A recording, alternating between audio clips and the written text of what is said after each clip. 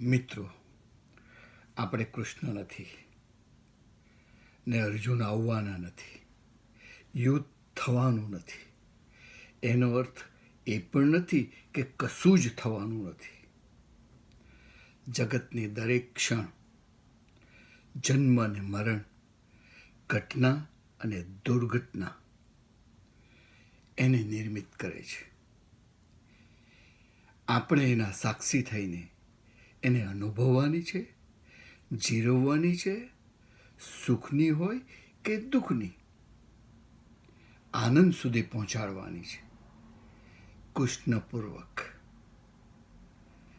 મિત્રો, આપને ઘર હો નોકર ચાકરનું ધાડું, મારે ઘર તો ચકલી બેસે એ જ રજવાડું. આવજો, આવજો, એકવાર નહીં અનેક વાર આવજો.